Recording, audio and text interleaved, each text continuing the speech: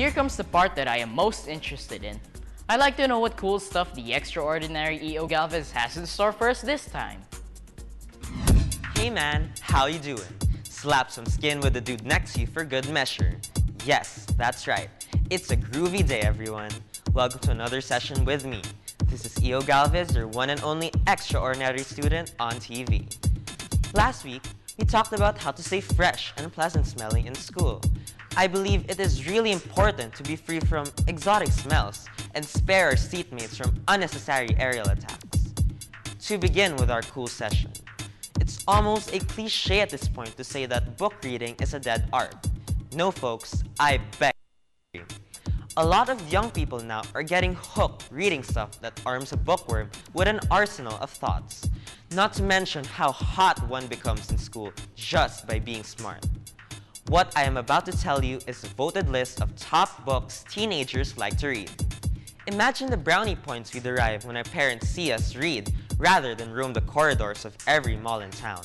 Aside from entertainment with a capital E, The Hobbit comes very cheap and safe. Mind you, the books we're reading when we're young can stay with us for a lifetime. Try to check out these books and tell me if I'm right or left. Check out the Harry Potter series by J.K. Rowling. Imagine yourself living the adventures of Harry Potter, the gifted wizard boy who lived, and his wand-wielding friends at the Hogwarts School of Witchcraft and Wizardry.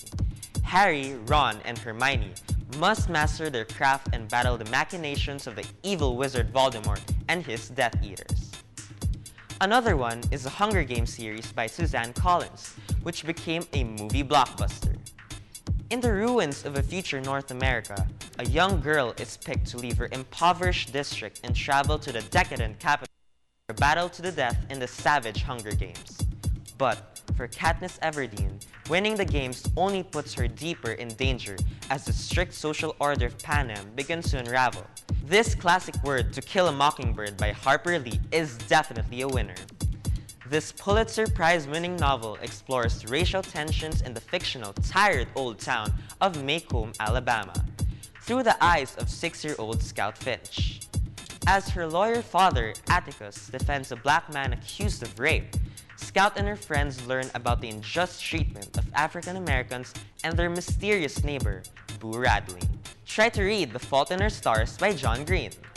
Despite the tumor-shrinking medical miracle that has brought a few more years, Hazel has never been anything but terminal, her final chapter inscribed upon diagnosis. But when a gorgeous plot twist named Augustus Waters suddenly appears at the Cancer Kids support group, Hazel's story is about to be completely rewritten. Another adventure story in The Hobbit by J.R.R. Tolkien.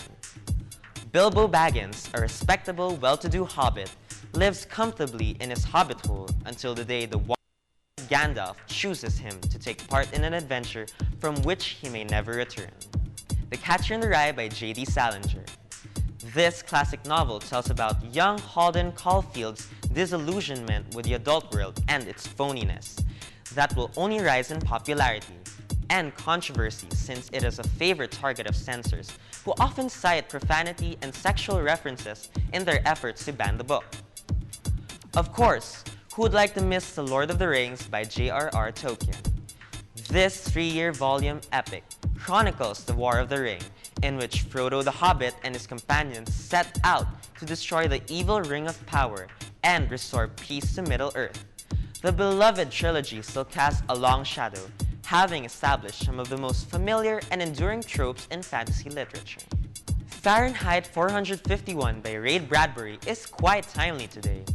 In a far future world, television dominates and books are outlawed. The totalitarian regime has ordered all books to be burned by firemen, whose job is to start the fires rather than stop them.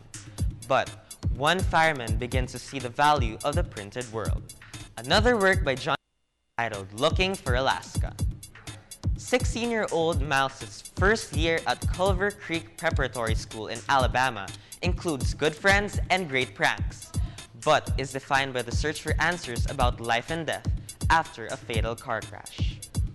And lastly, The Book Thief by Marcus Zusak.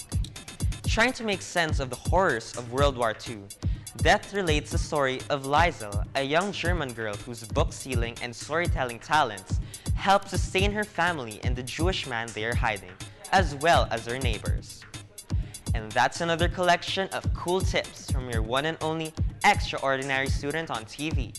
This is Extraordinary EO Galvez. See you again next time. Be good. Talk to you again next time.